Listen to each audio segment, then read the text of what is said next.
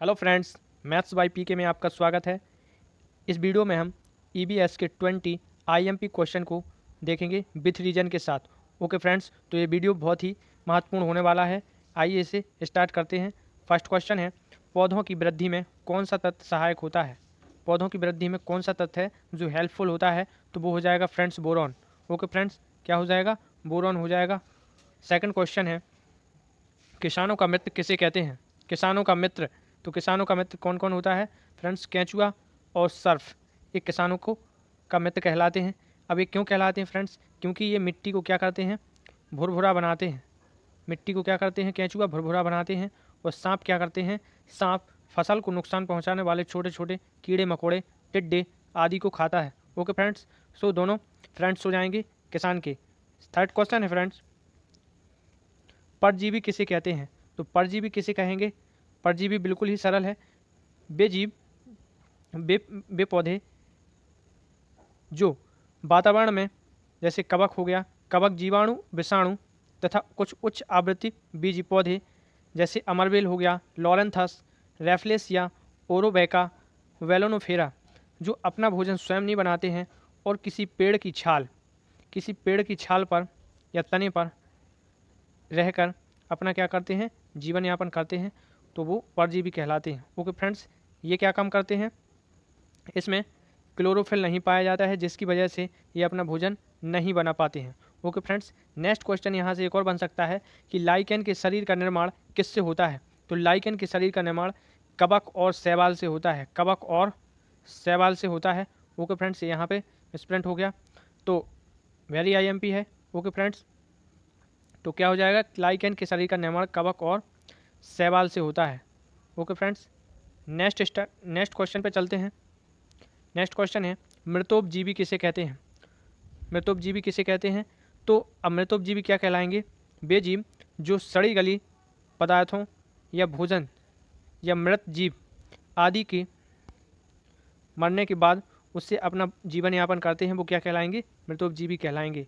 Okay friends, जैसे आपने देखा होगा किसी सड़े गले पदार्थों पर पौधे आते हैं। ओके फ्रेंड्स, तथा किसी डेड बॉडी से कोई भी जीव या भोजन प्राप्त करता है, तो वो क्या कहलाएगा? मृतोपजीवी कहलाएगा। और ऐसे पौधे मृतोपजीवी पौधे कहलाते हैं। ओके फ्रेंड्स, इनमें क्लोरोफिल नहीं पाया जाता है, जिससे वो प्रकाश संश्लेषण की, फोटोसिंथेसिस की क्रिया नहीं कर पाते हैं। ओके फ्रेंड्स, जिसकी वजह से ये अपना भोजन स्वयं नहीं बनाते हैं। क्लियर? अब इनके अंतर्गत कौन कौन से ज़्यादातर कवक देखे जाते हैं? जैसे ईस्ट, म्यूकस, राइजोपस, पेनिसिलियम और कुकुरमुत्ता, ये सभी किसके अंतर्गत आते हैं? ओके फ्रेंड्स, किसके अंतर्गत आएंगे? मृतोपजीवी। ये मृतोपजीवी होते हैं। क्लियर?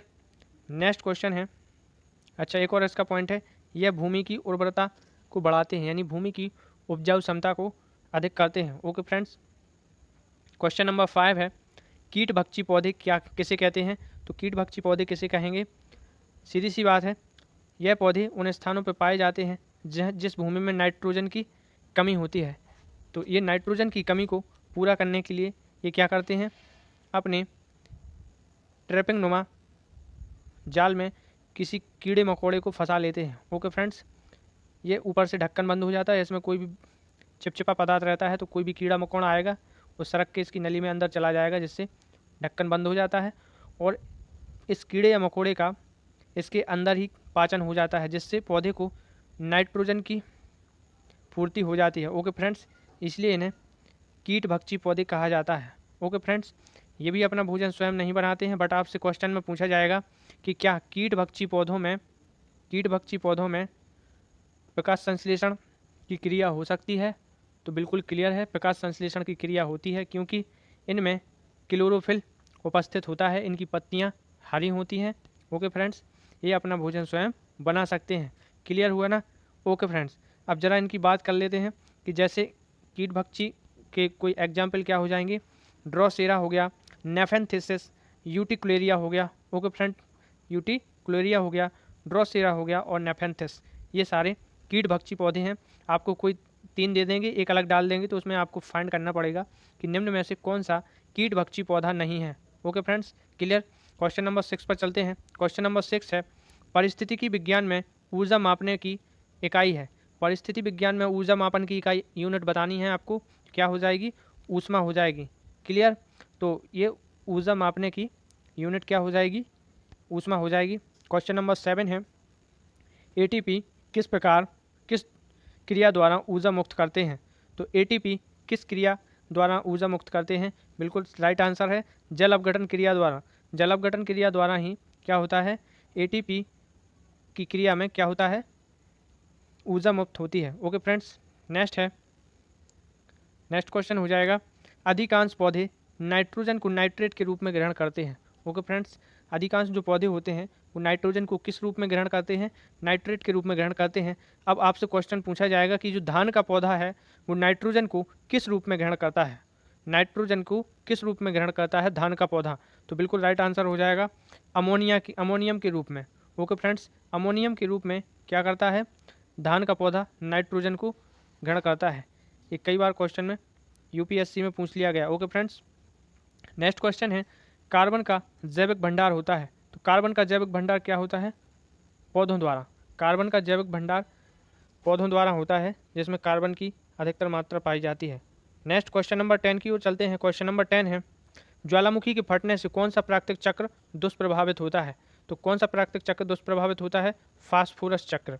ओके फ्रेंड्स, फास्फोरस चक्र के साइकिल में क्या होता है, डिसबैलेंस हो जाता है, यानी उसका जो फास्फोरस का चक्र होता है वो दुष्प्रभावित हो जाता है।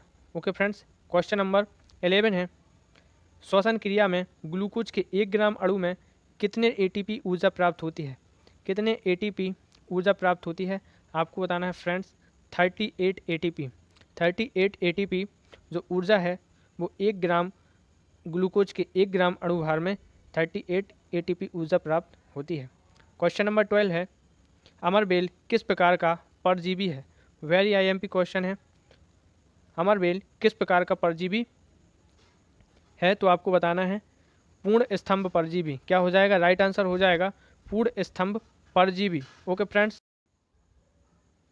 अब यहाँ से एक क्वेश्चन वेरी आईएमपी हो जाता है क्वेश्चन फ्रेंड्स, जिसमें आपसे क्वेश्चन में कोई भी पूछ सकते हैं इन चार में से कि पूर्ण मूल परजीवी कौन है। तो ओरोबैंकी। जैसे आपसे यहाँ पे पूछा गया है कि अमरबेल किस प्रकार का परजीवी है, तो पूर्ण स्तंभ परजीवी। ओके फ्रेंड्स, ये पूर्ण स्तंभ परजीवी यानी पूर्णतः कहाँ पे पाया जाता है, स्तंभ में तने के ऊपर लटका हुआ मिलता है। ओके फ्रेंड्स, ये है।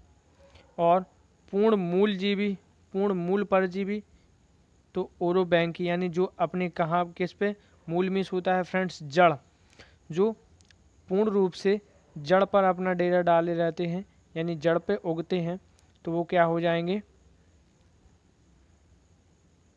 मूल परजीवी ओरोबैंकी। आपको बताना है आंशिक मूल परजीवी तो चंदन है, आंशिक मूल परजीवी चंदन। पूर्ण स्तंभ परजीवी अमरबेल हो जाएगा, ये अभी क्वेश्चन में है। और आंशिक स्तंभ परजीवी लॉरेंस और बिस्कम, लॉरेंस और बिस्कम, तो इसमें से कोई भी एक आपसे पूछ लेंगे वो।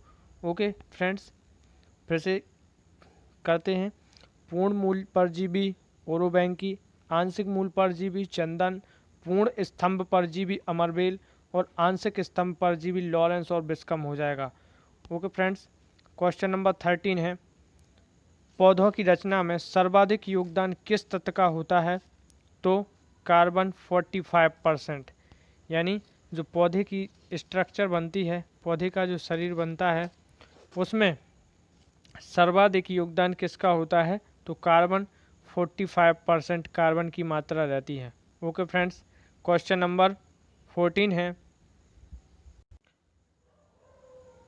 इसमें आपसे पूछा गया है कि सर्वाधिक स्थिर पारिस्थितिकी तंत्र कौन सा होता है।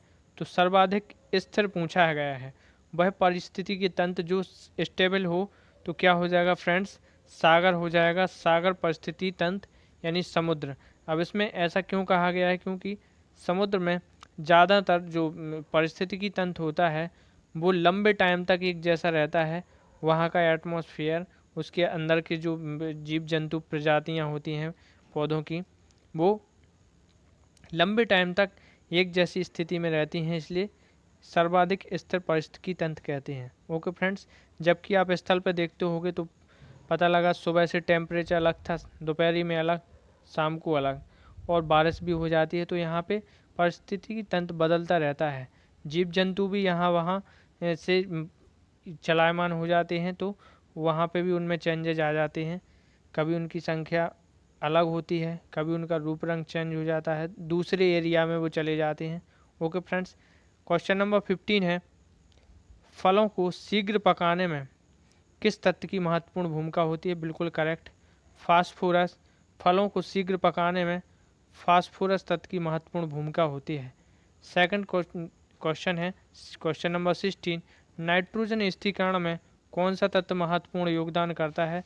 तो नाइट्रोजन के स्थिरीकरण में मोलिब्डेनम। मोलिब्डेनम क्या करता है फ्रेंड्स? नाइट्रोजन को स्थिरीकरण करने में सहायता करता है। क्वेश्चन नंबर 17 है, भूप्रकृति में किस तत्व की सर्वाधिक मात्रा पाई जाती है? तो ये O2 की फ्रेंड्स, ऑक्सीजन की 46.0%। आपसे पूछा गया है कि भूप्रकृति में किस तत्व की मात्रा सर्वाधिक पाई जाती है, तो हो जाएगा ऑक्सीजन 46%। ओके फ्रेंड्स, ये PSC 2019 का करंट का क्वेश्चन पूछा हुआ है। क्वेश्चन नंबर 18 है, सेंटर फॉर एनवायरमेंटल एजुकेशन, ये संस्था कहाँ पे स्थित है? अहमदाबाद। ओके फ्रेंड्स, कहाँ पे स्थित है? अहमदाबाद है। क्वेश्चन नंबर 19 है, भारतीय वन प्रबंधन संस्थान। भारतीय वन प्रबंधन संस्थान कहाँ पे है स्थित? ये भोपाल में अवस्थित है, MP। Okay friends, question number 20 है, वन महोत्सव सप्ताह कब मनाते हैं? वन महोत्सव वीक कब मनाया जाता है? ओके फ्रेंड्स, तो ये हो जाएगा 1 जून से 7 जून, IMP क्वेश्चन। ओके फ्रेंड्स, 1 जून से 7 जून यानी जून के फर्स्ट वीक में ये वन महोत्सव सप्ताह मनाया जाता है। ओके फ्रेंड्स, यदि ये वीडियो आपको पसंद आता है तो इसे लाइक, शेयर एंड सब्सक्राइब करना ना भूलें। ओके फ्रेंड्स, मिलते हैं नेक्स्ट वीडियो में। जय हिंद, जय भारत।